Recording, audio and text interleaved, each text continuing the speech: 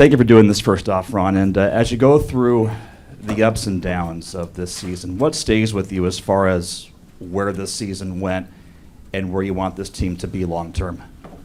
Yeah, no, it's you look at last year and things seemed to go really well for us. The big difference this year is we couldn't score like we did last season, right? I think we were first in shooting percentage last year. This year we're 28th. We're fourth, I think, in goals for last year, and this year we're 29th. So that's an area we certainly have to look at, is to try and figure out why it didn't happen. And then, there was some positives on the flip side. The save percentage of goaltenders was better. We're the only team that didn't make the playoffs whose defense is in the top 10. So defensively we're solid, and we just have to find a way to score more goals. So I think that's a critical part of what we have to address here in the offseason.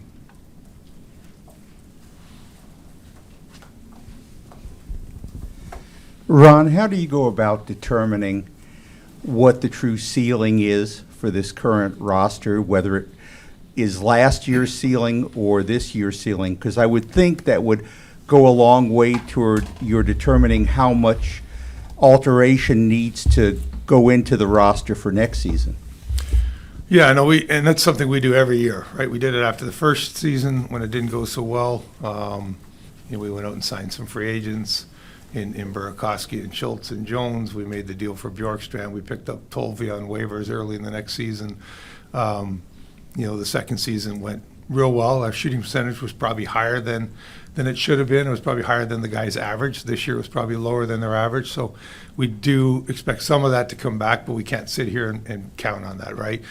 No different last season. Season ends, we have the same thing. We have conversations with our management team. We talk about, things we might have done differently or look to do moving forward. We have conversations with our coaching staff as to what they see and their interpretations on systems and players that we can maybe tweak and do differently. We look at our team as a whole. We look at our team as individuals. We do a deep dive with our R&D. So there's a lot of things, and then I have discussions with my ownership group on kind of what we'd like to do and where we want to go, and we put a plan in place. So that's really what we're in the midst of right now, and we'll continue to do over the next few weeks. Ron, when we look at what the young guys were able to do this season, and not even just the late call-ups, I mean, Shane obviously made an impact late, but the guys that were mainstays on this team that are still just 21 years old, what is the optimism maybe surrounding their future as they continue to develop? Yeah, no, listen, if you look at our pipeline, it's very bright, but there's a process to that, right? It's, Matty, I'm sure will tell you his season didn't go as great as he'd hoped, and we still forget he's a young kid in the league, 2020, 2021. The guys we called up at the end in Winterton, started in the AHL this year at 20, turned 21, and Shane started at 19. He should be playing junior, and he's playing in the American League. So there's a lot of good pieces in the pipeline. The challenge is bringing them in, sort of intertwining them with what we have in our lineup and helping them have success. The problem with this is there's nothing that's ever a linear progression in making this work. And there's going to be times next year where those kids struggle. And it's trying to help them get through those and continue to grow and get better and better as we move forward. But there's a lot of good pieces in the pipeline for sure. Ron, speaking of that pipeline, this franchise is obviously still very young. You've talked about having to build this pipeline from scratch. Are you at a point now where you think, at least philosophically, you're a little more comfortable potentially dipping into a pipeline or dipping into draft capital to try to improve the big club? Yeah, no, I think we're certainly at that point. This will be our fourth draft, right? So in the previous three, we should have had 21 picks. I think we used 28. Plus, we've signed 5 or 6 free agents over that time. So we go into this draft with 9 picks as well, which I think there's only 3 teams more than us as far as draft picks in this draft. So, I'm not saying we're sitting here and going to trade them all, but I'm not sitting here saying we're going to draft them all. We certainly look to use some of that draft capital if we could, similar to what we did in the first offseason with Bjorkstrand. If there's something there that makes our team better, then yeah, we're happy to do that. So. Ron, have you made a decision yet on whether all the coaches are returning this season? And if so, what did you think about the job they did this year? Yeah, no, I mean, it's part of the process we go through now, right? Like, as I talked about earlier, meeting with the coaching staff, the management team, all that stuff, and assessing it. So we're still in that process now. There's certain things, and like I talked about the defensive aspect of the game, we were really good. So there's kudos for that. This was kind of a unique season, and that's what we kind of got to dig through. I mean, last season, everybody has injuries. I'm not using that as an excuse, but last year our first major injury happened after the All-Star break where Burakovsky tore his groin. Before that, we had guys out for 1 game, maybe 2 games. This year it was totally different in that regard. We lost Tanev in game 1. He's out for like the next 12 games. Some things that we don't talk about, like Eberle ended up breaking his hand in game 4, but he continued to play for the next 6 weeks with a broken hand. We lost Burakovsky after game 6, and I think he played 1 game between then and December 29th. So there was a lot of things that affected our chemistry as a team and as a lineup. And I think we're being young, we're not at the point where we have some of those kids that were ready to step in and push. As you saw early in the season versus later in the season, it went a little bit better for them, right? So we're still there and develop that. So there's a lot of things we have to look at and factor in, and we'll continue to do that in the next few weeks. So can you confirm at this point that Dave Hakstol is coming back next season, or you can't do that yet? Well, you're going to read into it one way or the other, but this is the process we do every year, and that's what we're in right now. So. Sorry, one follow-up. You said Eberle broke his hand in game 4. Was that before or after the skate slash? That was before. It was a Colorado game at home when he was in that fight. So, and the other thing, even when we got that 11-0-2 streak, I thought we were finally starting to play kind of like signs of last year, and then we lost Dunn and Beniers in the game in Columbus, and we had 10 guys out dealing with a virus at the time through that stretch, right? So there's things that we deal with internally that aren't out there, but it was just one of those years and some of those things that happened. Ron, what can you share about the messages you wanted players to take away from your exit interviews and key messages you may have heard back from them as well? Yeah, no, the biggest thing, when we had the run we had last year and we got in the first round and beat the defending Cup champs and took the Dallas Stars to 7, the message was, don't think this is going to be easy next year because it's going to be harder. I think in some regards they heard that, but I don't know if they necessarily believed it. 1-4-1, I think, out of the gate is not really what I wanted to have from our guys coming in. So the message again was a little bit more stern this year in the sense that, hey, we can't have this happen again. We got to be ready from day 1 of camp, and we got to have a much better start than we had this season. Ron, just curious what your thoughts were on Matty's season kind of overall. Obviously, he had the dip in points, but how did you kind of view his second year and what to make of it? Well, Matty's Matty. The good thing about him is he's a quality kid. He's a character individual. He continued to work hard in practice. He continued to be the person we think he is around the team in the locker room. Obviously, on ice, it didn't go as well for him. He's one of those guys. The shooting percentage, wasn't as great. I think he had a tough stretch last season, but it happened more in the middle of the season. This year it happened right out of the gate, right? He went 13 games, he didn't score, and I think that kind of weighs on him as a young kid and your first time going through a contract year. There's a lot of things that factor into your game, but I have no concerns about Matty's game long term, and he'll be a big part of this organization for a lot of years moving forward. Ron, how do you boost scoring? What's the simplest way? Do you feel like it's a system change or a tweak, or is it as simple as going out and finding maybe a couple of pieces that are more proven scorers to bring in and add to the squad? Yeah, I mean, we'll look at every angle. I mean, the beauty is we have the cap space, so we're going to look at free agents. We're going to look at possible trades with other teams, very much similar to what we did in year 1. We have the draft capital, as we talked about earlier, to throw those into deals or move things. We have a lot of prospects that teams like. There's some we don't want to give up, and there's some we may have to if the right deal comes along. So we'll look at everything that we have to look at to try and make our team better. It's important for us to get back on the winning track, and our goal is to get back in the playoffs next year.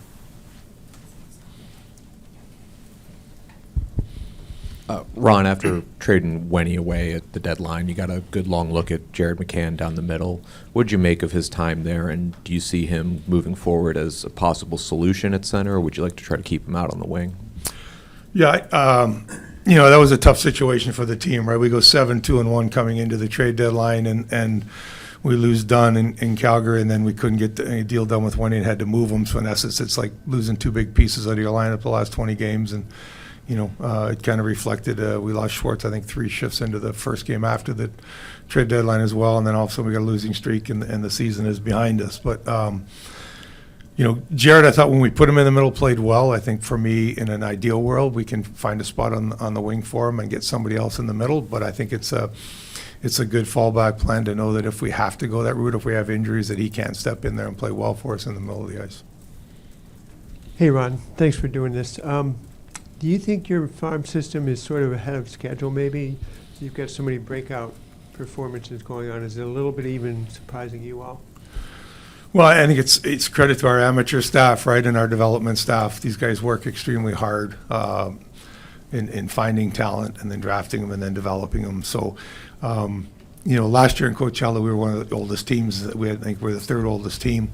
This year we went to the 20th oldest team. We have a lot of our kids from our first draft and some from our second draft finally coming into the pipeline, and that team not only had a good year, it won the division, got a first-round bye. So the exciting thing for me is for those kids is they're playing in a winning environment. They're learning how to win. They're going to get into tough playoff games. They're going to see what that's all about, and they're going to experience that. We've been able, with guys losing out, to bring in some of our other prospects in. I mean, Yager Furcus, who led the Western Hockey League in scoring, is still playing and having a great playoffs. David Goyette lost out, so we brought him the other day in. He played actually on Sunday. Carson Raycroft, you all saw we signed, and he's now on his way to Coachella, so he'll get in there.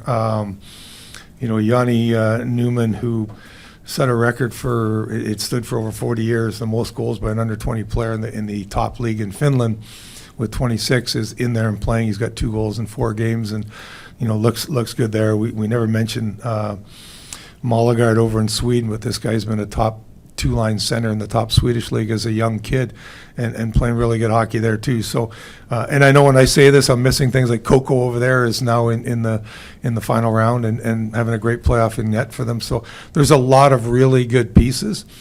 It's different in hockey than in some of the other sports. It takes time to get them there. And as I said earlier, it's not a linear progression. We forget that they're 18, 19, 20 years old. Sometimes it goes great. Sometimes they struggle, and we have to help them get out of that. But we're really excited about what we have coming, and now the key is kind of building the team here and integrating those pieces that we think are now starting to come and making us more successful moving forward. Hey, Ron, a season ago, beyond the scoring, you guys played with a real edge. You had the forecheck going on. You hit quite a bit. Hit numbers were down this year, and I know there was times the team and coaches were both saying that the effort wasn't there for full 60 minutes at times. What did you kind of make of your guys' play this year in that regard, and where that might have fallen off a little bit? Yeah, I thought we were streaky, so that leads to being inconsistent. I think some of the times we went into the losing streaks, it was kind of an injury here or there, but we have to find a way to sort of pull ourselves out of it. Some of it deals to the chemistry or lack thereof when we couldn't stay with set lines, where last year we had sort of lines running and everybody knew each other and how it went, and we were kind of constantly, it seemed, sort of plugging a guy here or trying a guy there to do it differently. But certainly we want to get back to the full identity we had last year and being a team that when people talk about us, they say we play fast and we play hard, and that's our goal starting in September, or actually starting now. So when we get on the ice in September, we're ready to roll. Ron, you mentioned the trade market and the chances to add through that maybe down the road. How much have you assessed how easy it may be to add via free agency versus the trade market coming up here in the summer? We assess it. I don't know if we have. You always have guys you think, okay, I'd like to go get this guy, whether it's in free agency or whether it's trade. Whether it happens or not is a totally different animal, right? Like, we went 2 rounds last year, and everybody thought we were pretty happy with our team, but we tried and kicked the tires on some big things. We tried and looked at some smaller things. It just didn't fall the way we wanted it to fall last summer, but hopefully we can do something different this year. But we constantly, in our pro meetings, in September and in January and coming up here next month, are assessing what's out there in free agency, what's maybe available in trades. my calls to other GMs and stuff. So we're looking at all those tools, and we're not afraid to do something if the right person is there to help us be more successful. Ron, you mentioned the improved save percentage this year. What can you say about what your tandem was able to accomplish and how important that is going forward? Yeah, no, it was good. It was obviously disappointing to see Ruby get hurt again, but Joey stepped in during that window and played fantastic. Both guys, really from January 1 through the end of the season were really, really good for us. We feel comfortable with those two guys in our net moving forward. As I said, the defensive portion, the top 9, we were 9th in the league in defense goals against, so we feel good with 6 of those 7 guys under contract coming back. I thought the progression of Riker down the stretch was really good too. So, that part of the game we feel comfortable with and confident in. Now we have to go fix the forward group and make some tweaks to get the scoring back to where it needs to be. Hey, Ron, we heard from a few players that they plan to watch the playoffs and try and learn some things. How closely are you going to watch the playoffs? And does looking at the roster construction of some of the most successful teams kind of impact what you plan to accomplish this summer? Well, we watched 4 games yesterday, and there's 4 today. So, yeah, I'll be watching a lot of hockey over the next little bit. The U18s, the players stopped playing, but on the management side and the scouting side, we still have a lot of stuff to do. The U18s start in Finland, so our people are going there for that. The World Championships start after that. The Combine, happens towards the end of, or the early part of June. Then we have the draft, then we have free agency, we have dev camps. There's a lot of things we're doing. But certainly at this point, there's guys that we have our eyes on, whether it's free agents or potential trades. And again, we're watching them, especially in the playoffs. How they play at this time of year is very important. So we look at a lot of those things for sure. Ron, the items you'll be looking at this off-season, I'm sure you identified a lot of those issues during the season, and I'm sure you tried to find fixes with your management and coaching staff during the season. What makes you confident that you can find answers that, for whatever reason, the team wasn't able to find during the season?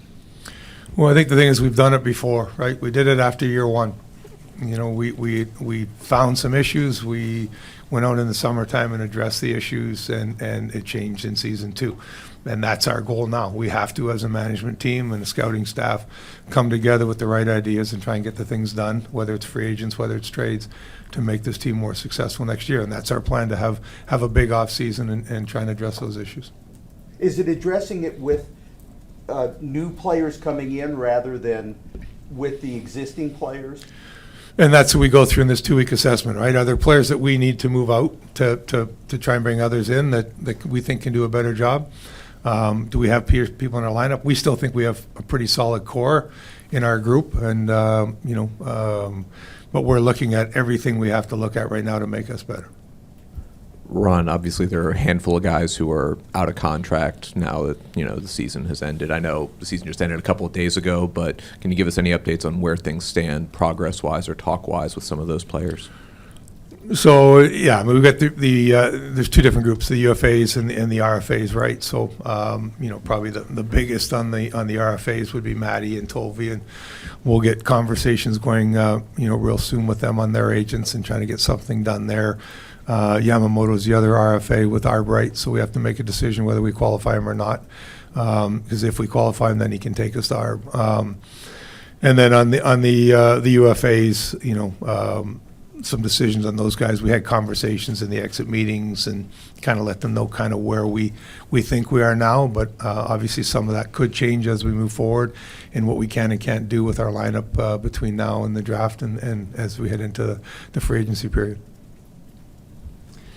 Hey, Ron, I'm curious regarding Andre and the injury issues he has had. His lack of production this year, how much of that do you attribute to injuries, and how much of it do you attribute to not just getting the job done? Secondly, did you see enough positives from Shane in that last stint that you're counting on him to break in camp with you guys next year? Yeah, so the first one on Andre, I mean, he was our leading scorer last year when he tore his groin. We had the 10-day break, which, selfishly I think is way too long. Players might think differently, but you do that and then you fly all the way across the country, and 19 seconds into his first shift, he tears his groin. Going into the deadline last year, we thought he was going to be back within a week, and then he tore it a grand. So he missed a lot of hockey last year, didn't get to play in the playoffs for us for the rest of the season. Comes into this year feeling pretty good. Game 6 gets hurt, comes back one game, gets hurt again. And, it's not like injuries that you say, okay, he's got to train differently or train better for. Like when you break your collarbone, that's kind of a freak thing that happens, and now you're out 6 weeks. But here's a guy that missed, a lot of hockey last year, missed a lot of hockey this year, and as a result, he's not confident in who he is and what he can do, and I think that carried over into some of his game and his ability. I'm excited that he's going to go play in the World Championships. I think that's good for him to continue to play hockey and get some more games under his belt, and hopefully that helps him sort of get his timing and his skill set back where next year he's ready to go and be the player he was the first half of last season for us. In Shane's case, yeah, I've always seen things in his game that we like. I think he's come a long way in the last year in his development. I think he's much more confident. I think he's having fun again playing the game. And, the stint he had up here, I'm not sure could have went much better other than if he got the hat trick in Anaheim would have been really good.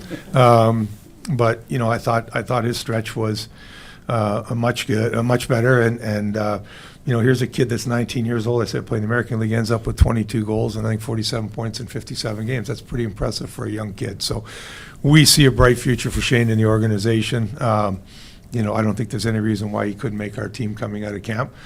But again, it's not going to go smooth for him for 82 games. There's going to be stretches where it's going to struggle, and we need to be there to support him and help him through those tough times. You mentioned it a few minutes ago, but what did you make of Riker's season? And he was scratched a fair amount of nights. Would you have liked to have seen him be in the lineup a little bit more than he was when he was up here?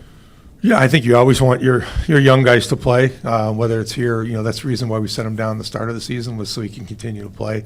That stretch you're talking about was during that stretch where we were kind of on fire. We were 11-0-2 in that stretch, and unfortunately he was on the outside looking in. But he's a terrific kid. He continues to work hard, and I thought when he got the chance to get back in there, and especially for me down the stretch in some tough games, he really showed his development. So there's no doubt in my mind he's in our lineup coming out of camp next year. He's been that good.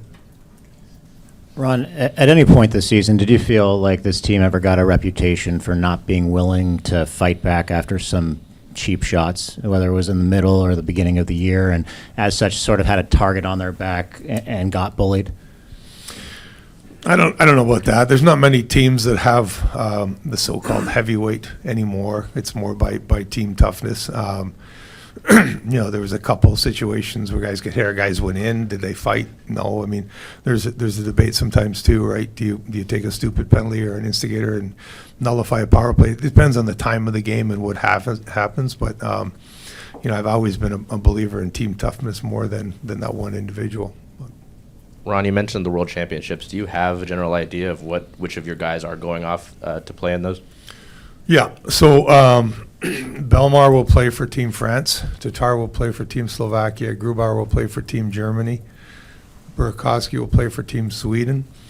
McCann, Tanev, and Alexiak will play for Team Canada. We probably had, in addition, 6 or 7 other guys that had the opportunity to go, and whether being banged up or for other reasons chose not to. And then we have one other player that is still on somebody's list, but we'll know more probably in the next 2 years. So until I know that, I'd rather not say his name. But so we have seven players playing in it as of right now. Ron, speaking of those guys that were banged up, did Vince Dunn have a neck injury, and is that why it took so long to get him back on the ice and you were so hesitant with him, or was that just to give other guys a chance to play? No, it was the injury. He got hit from behind into the boards, and he was dealing with a neck injury at that point. Came back and eventually got in there and played a couple games and got hit kind of again and just didn't feel comfortable. So, rather than put him at risk or get him into that situation, we continue to do the rehab and treatment, but we fully expect him to be 100% for start of camp next year. Was he one of those guys that was perhaps invited to play for Team Canada and chose not to, or the team chose not to? I hate saying which guys chose not to because it doesn't send a good message for the guys. But yeah, I mean, he was certainly banged up and didn't play the last 20 games of the year. So, it's tough for Canada to take a guy that's missed 20 games, right? But Ron, not a great face-off percentage last year. So you brought in Pierre-Edouard Bellemare. It got better. You even said it yourself. You can't go out there and do it for him. So is this team on the track that getting better inside the circle? Well, I think we're 45% 2 years ago. We're 47.5 this year, so it's better, but it's still not where I'd like to see it. We need to get up over 50. I mean, if you can win the faceoffs, you start with possession of the puck, right? If you lose it, now you're chasing it and you got to get it back. So ideally for us, we're winning more of those faceoffs than losing it. And obviously that's another area as we look to add scoring. Is there somebody out there that can help us win faceoffs as well? So we start with the puck more than we chase it off of faceoffs. Ron, you mentioned being excited for Andre to get a chance to go play at Worlds. I mean, what are you hoping with this many guys having that opportunity and going to play that they take away from sort of getting to play some of those meaningful games and represent their countries? Yeah, I mean, a lot of these guys are veteran guys. They've been through it. For Pierre-Edouard, I mean, to get him to see him play a 700th game, when you think that he didn't start playing till he was 29 years old in the NHL, that's an amazing thing, right? So excited to see him go back and play for his country. The biggest thing for me with Andre is just he hasn't played a lot of games, right? He missed over 30 games last year. He missed over 30 games this year. He needs to play and get out there and handle pucks and be in situations. So the fact that he gets to play here for another 3-4 weeks, hopefully, is really going to be beneficial, I think, for his game. Ron, Dave said on Saturday that conversations could be had about having a captain for next season. What would that process look like? Are you involved in those discussions, or is that something that's typically left up to the coach, the players in the room? Can you shed some light on that? No, I would be involved in that. Yeah, no, we had talked about that as the season went along, at looking at naming a captain next year instead of going with the 4 assistant captains. Ron, he ended up being your leading goal scorer again this year. Your kind of thoughts on Jared McCann's season and the way he's kind of grown throughout 3 years with you now at this point? Yeah, I think he's come a long way. He's much more confident, I think, in his overall game. We all see the shot he has. It's really impressive. We see the speed that he has. So he's continued to improve. I know it wasn't the 40-goal season, but, he almost got 30 again, which is pretty impressive. So, we're excited that he chose to sign with us a couple years ago and stay with us. And we still think there's, more growth to his game, but, he's putting in the time and effort, and I'm sure he'll get there. All right. Thanks, everyone. Appreciate it.